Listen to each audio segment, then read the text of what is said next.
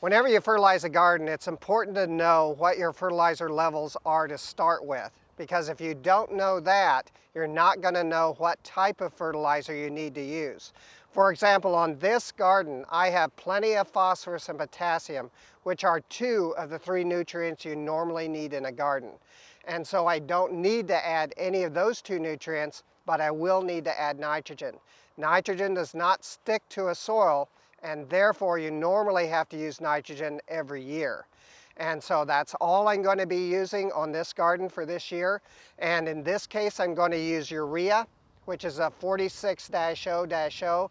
That first number is always a percent of nitrogen, and when it says 46, it means it's 46% nitrogen. That means that about half of this fertilizer is nitrogen. What I have in here is enough to cover this whole garden, and that'll put down about a pound of nitrogen per 1,000 square feet. And again, that's all I need for this garden this year, unless I do some side dressing later in the year. This is just nitrogen, and nitrogen will dissolve in water. Therefore, once you have it down, all you need to do is water it in and it'll be in the soil. If you also added phosphorus and potassium, those 2 nutrients do need to be tilled in because they do not move in the soil well. And so once you've applied those, it's a good idea to go ahead and rototill those in so you can get them down to where those roots will be more likely to contact them.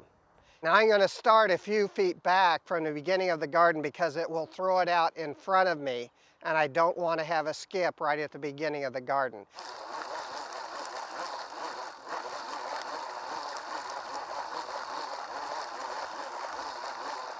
I'll also stop before I reach the end of the garden for the same reason. I don't want to fertilize past the end of the garden. Normally when you do this, when you fertilize a garden that is this small, you want to go over it more than one time.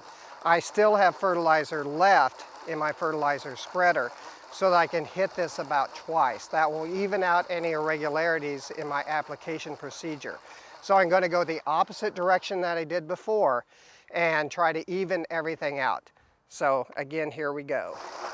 For more information, visit your local extension office or visit our website at kansasgreenyards.org.